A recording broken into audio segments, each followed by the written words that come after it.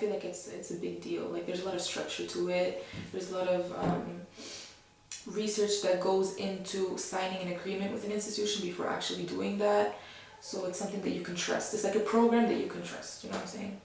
So yeah, and plus so many countries were on the menu, so that was nice too, to be able to know that you had that option also.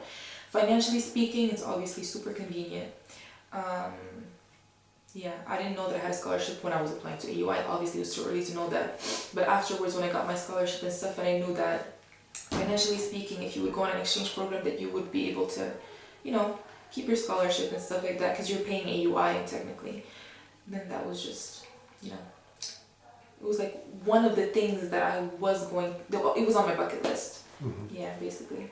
Okay, so I had a scholarship. So I was looking into the full exchange options more. So the options where you would pay everything to AUI, all the expenses. And to be honest, I still remember my three choices. I really wanted to go to Italy, to Bocconi University in Milan. Like that was my first choice. But financially speaking, it wasn't that convenient, and Milan is super expensive to live in, so I couldn't go there. My second choice was, I think it was Simon Fraser in, where's Simon Fraser? Vancouver, or I think it's in Vancouver, I'm not sure. Anyways, it's in Canada. So yeah, it was Italy, Canada, and then it was Korea, because Asia was a continent that I hadn't visited yet at the point where I was applying for an exchange program.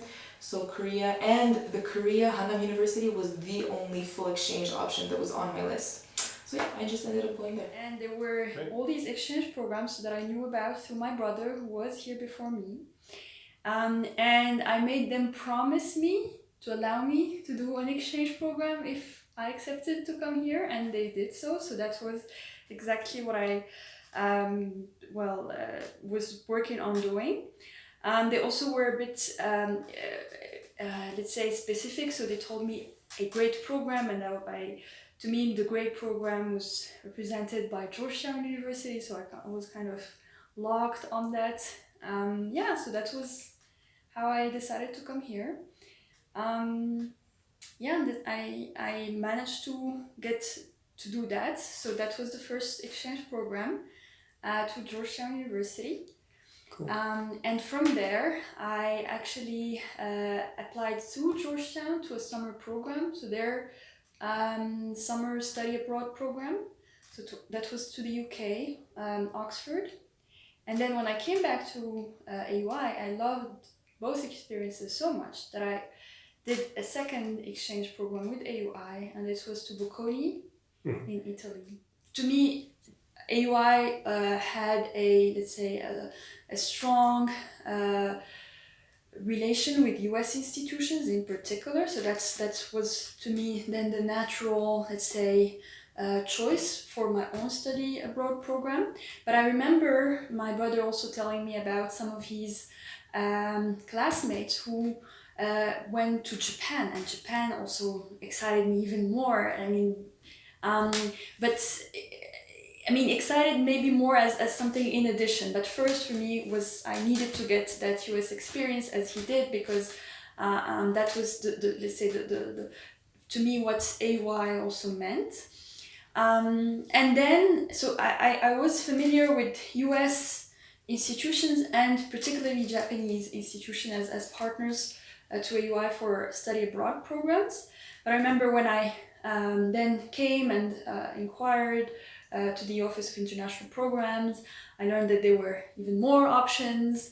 And now that I'm back to AUI, I'm seeing that there are even more options. So I know that, for instance, there are even more options in Asia. And to me, that would have been something that I would have liked to also explore even more. But yeah, I kind of got quite a clear idea. Once I was here, I was also learning from other students who were my seniors as they went and came back from the exchange. So I was kind of also using connections.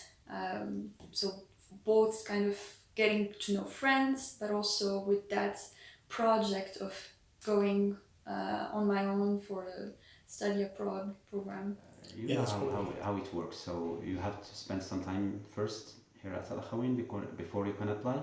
So I didn't hesitate to take a chance, to go for that experience, because I know what will, I mean, the kind of things I would learn from that experience. So I applied for that, and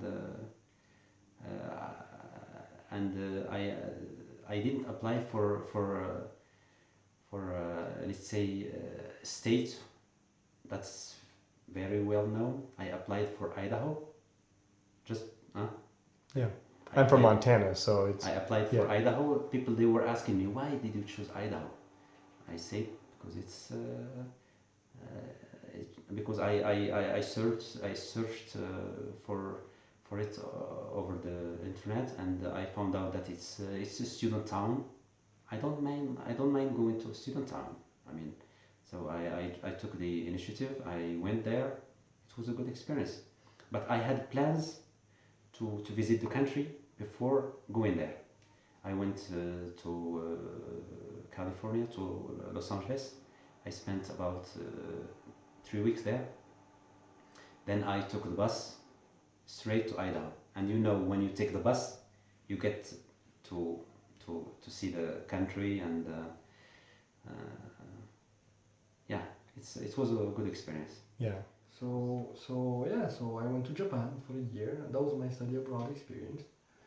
That was a life-changing experience. You know, you go to a place that you know nothing about, and you know you have to adapt, and you have to live the way they live and work the way they work, and understand their approach to life and to other things. You know, and you know, it was top-notch university in nanotechnology. You were in the place where things were happening. You know, the professor supervising the lab was a Nobel Prize nominee. It was huge. So yeah, that was a great experience. That stuff. Wow. So I applied actually the first time, my first semester of the third year, and I did not get any of the. I think I was not sure of what program I was applying to, so I did not get the choice that I wanted, and I decided not to go and try again the next semester. Tried again the next semester, and I got my first choice. So yeah, it was pretty straightforward, not stressful at all. The visa went well. It was a bit weird to leave. I mean, when you have packed your stuff and you're like, oh, okay, flight is tomorrow, and it was not stressful, but like a bit weird. As in, am I really gonna leave? Like, what's gonna happen there? I wish I can come back. I wish nothing happens. It's mostly that it's something that I kind of have. I travel a lot. I used to, I mean, during my time in China, I was doing a lot of backpacking, solo backpacking, going alone, hiring a big motorbike with my backpack and just driving in islands and stuff. And one thing I always think of before leaving is, please make sure that praying for God, please make sure that I come back. Mm-hmm. I don't want to regret traveling. So I'm looking forward, and traveling is amazing, but that's assuming nothing bad happens. And alhamdulillah, it's always been great. And yeah, so it was mostly that it was, okay, I'm leaving my family, I'm leaving everything, but I just hope everything goes well. Right. And it did. Yeah, of course, so far it's always been good.